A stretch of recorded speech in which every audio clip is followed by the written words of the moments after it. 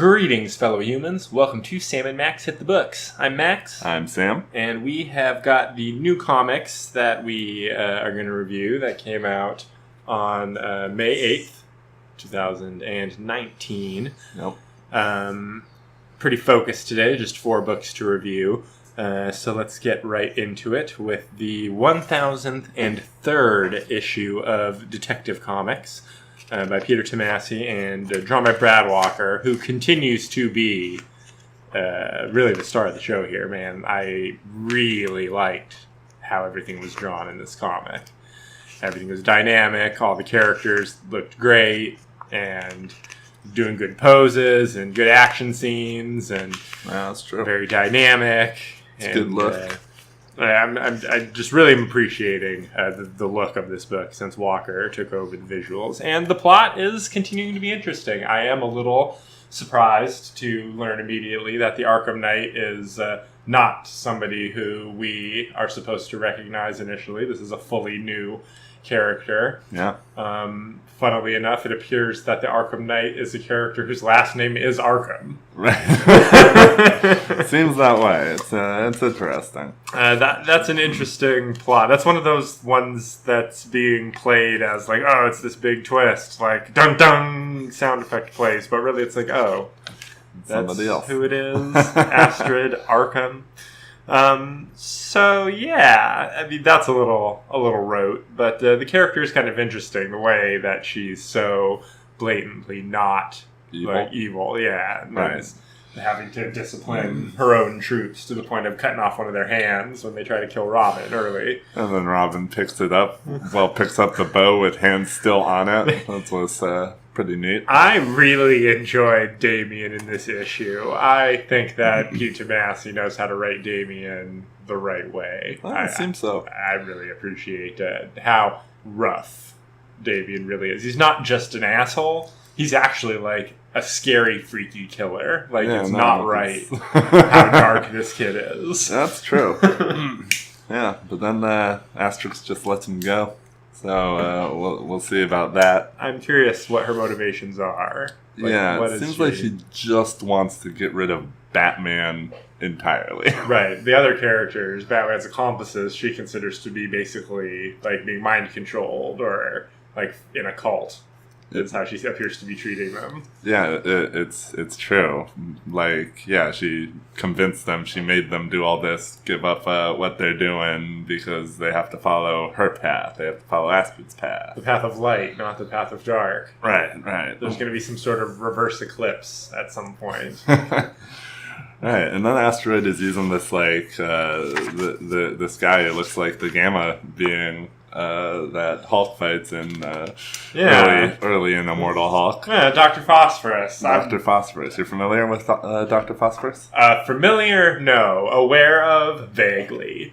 For some reason I was thinking that this was a Batman Beyond villain.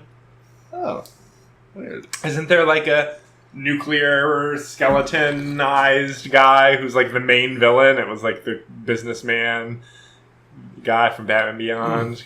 Yeah, that is very familiar sounding, but I cannot picture it. I am almost certain that's the case, although it has been probably 20 years since I watched an episode of Batman Beyond. Yeah, just about. But I really liked this issue. It was all action. That's true. It was all good Batman action, and there was good detective work happening. It was a detective comics, so they're doing detectiving. Right, which is always important. Right. You always feel it when there isn't any detectiving going on. Exactly. And Damian being like a very good artist to the point where he's like an above average, like he can draw a picture of this girl's face from memory. So good that Batman recognizes the familial resemblance of the face that Damian is drawing to the Arkham family. Right. And he wants him to hone those skills. Why not draw, Damian? Yeah, be an artist. Make be a kid. Yeah. So I'd give this an 8. I really enjoyed it. All right. I'd give it a 7. Cool. I also enjoyed it. Next up, we got the new issue of Hawkman by Vendetti and Brian Hitch. Yes. Michael Vendetti. Robert. Dang it. Yep. I always forget first names. Yeah, watch out. This is going to become a thing. So tough for me. First names, man. And it'll become the thing that our listeners love the most about you. Just you watch. Yeah, I don't know anybody's names. I get by. But so this one finally is the end of this Hawkman run, which has been a great Hawkman run. But it brought home right away that the last issue wasn't really that important, since it kind of starts in the same place that the previous issue starts, with a whole splash of all the Hawkmen going out. You could, in fact, remove issue 11 from a read of this series, and you would not miss a goddamn thing. Right, except for Adam mentioning his immortality. True. True. Which we're called back to in this one. But this is a pretty handy victory for Carter Hall. And the rest of them, especially the Kryptonian, Qatar Ol. Yeah, Qatar All. Who, he totally is like, oh man, I got Superman powers. I'm going to use my eye beams. Yeah, he's really got a big power upgrade. And, I appreciate that. Like, we show him being that strong. We show that the World Forger, Hawkman, is able to basically take one of the things down itself. Because, that thing's badass. Yeah, and huge. It makes no sense that it would be helping them, like, at any point when it's been pulled out of the time stream. But whatever, man. Right, he's here.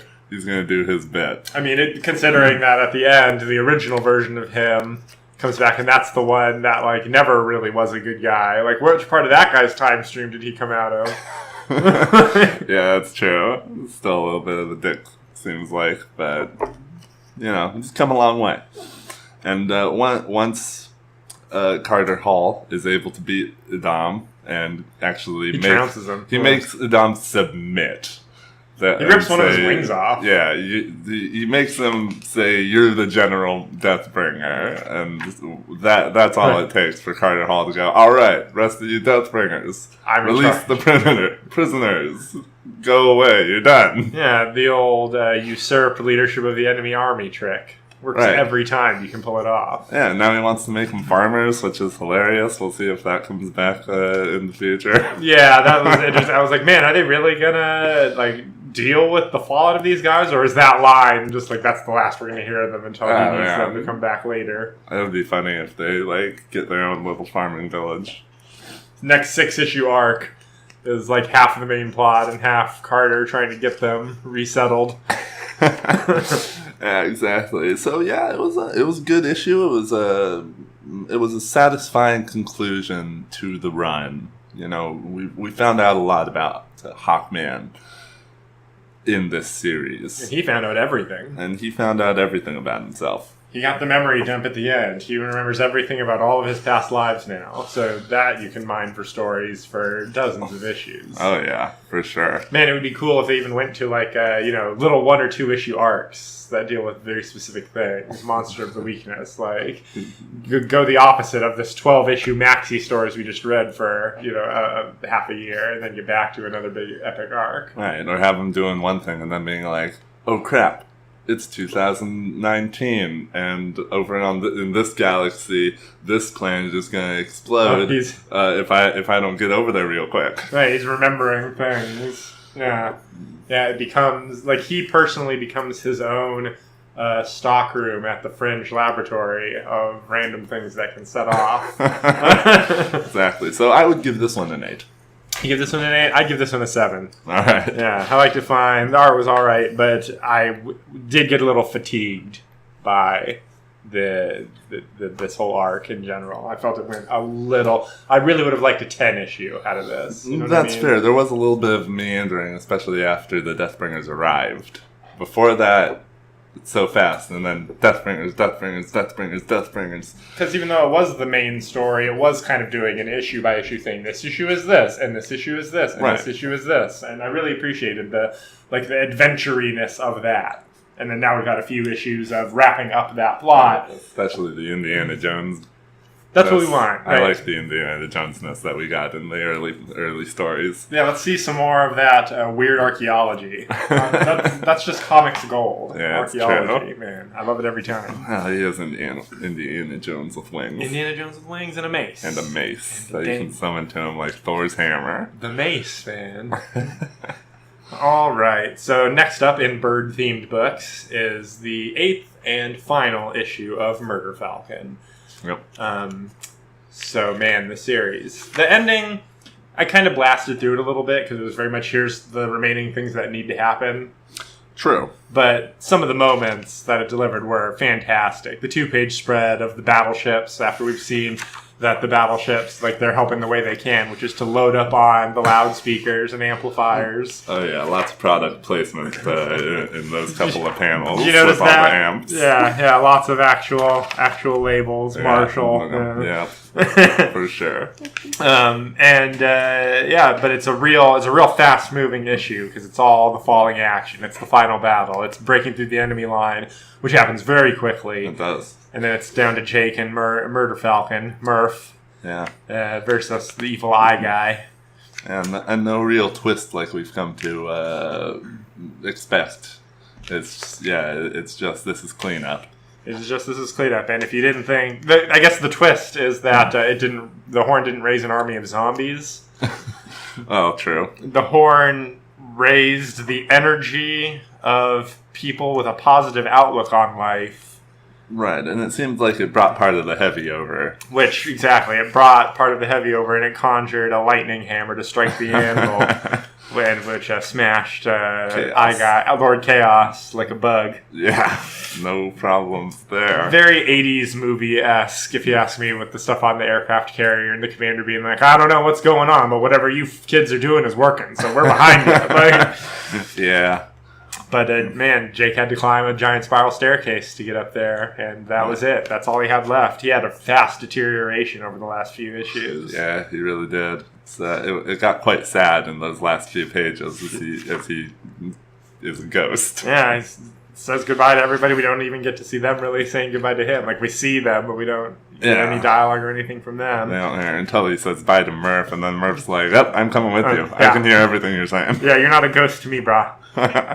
Which, that made me happy. Yeah, that was like the happy ending concealed within for our hero. Yeah, he gets to continue to hang out with his best new buddy, Murph. Yeah, he saved the world, redeemed himself, made peace with all of the friends he had pushed away, and now gets to go on to heavy metal heaven, man. Yeah, heavy metal heaven. What a place to go. What a series, man. What an interesting, weird, different series. Yeah, really. Very, very enjoyable. Real good stuff by Daniel Warren Johnson. I should have mentioned that is responsible for essentially everything we're seeing here. Yeah, really pulls it off. This weird, interesting, so music-heavy story that doesn't have any music because it's a comic book. Yeah, doing the music in a visual medium, like it's a real tricky dance. But they pulled it off really, really excellently. Yeah. And the series didn't outstay its welcome. And, it'll make a great movie one of these days. Yeah, if anybody ever has the gonads. Right. So that's an 8 for me. I'd give it out of 9, actually. That was it was sweet. Excellent. All right, bring us home, bro. All right, last up, we have the newest issue of The Batman Who Laughs, issue 5, by Scott Snyder and Jock.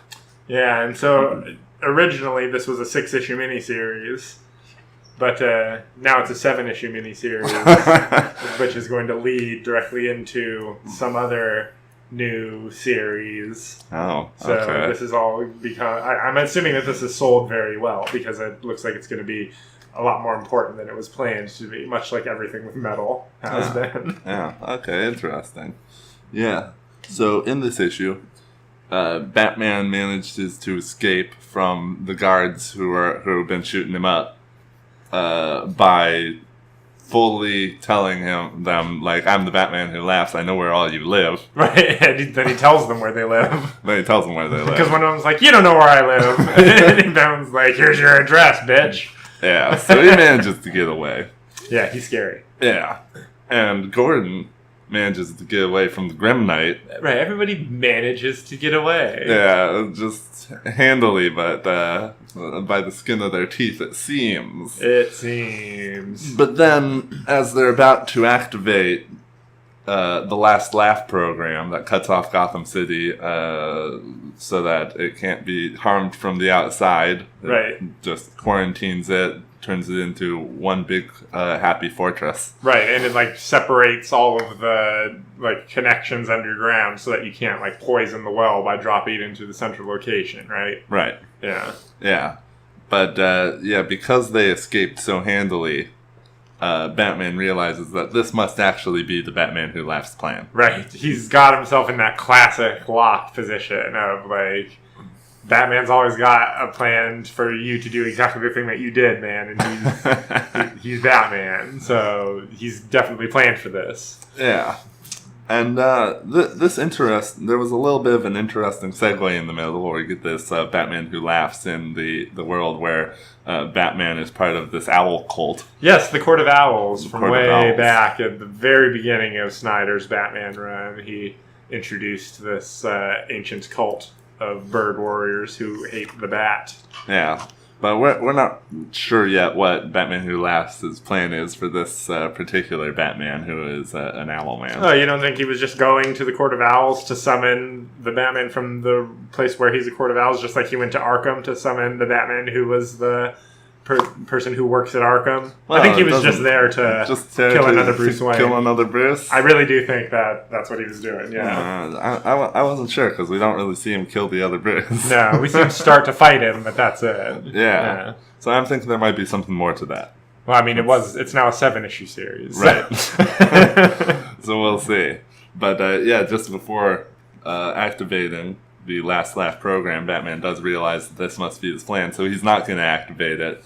But he's got Batman Who Laughs in his head. Batman Who Laughs sends him a message over his computer. Right. And talks him into it. So the last page is him pushing that button, activating the Last Laugh. So we'll see what the fallout is from that. Yeah, I'm still pretty unclear on exactly what the Last Laugh is doing and what other it's than stopping. cutting off the waterways. Right, we know that it's that, but and Batman Who Laughs was going to infect the waterways. That was definitely something that was said at some point. Well, that's what we've assumed his plan is this whole time, was to because he wants to infect everybody with the Joker toxin and make them into a race of, I guess, super warriors that have no conscience. Good plan. Yeah, it might work, you know? I mean, if all of Gotham was turned into the Joker, like every single person is the Joker with all his capabilities and his insanity and his mind, the world could be doomed. Is that better or worse than anti-life equation rage zombies? Well, anti-life equation rage zombies are spreading through the internet, so I think that might have a little bit more power. More reach. Yeah.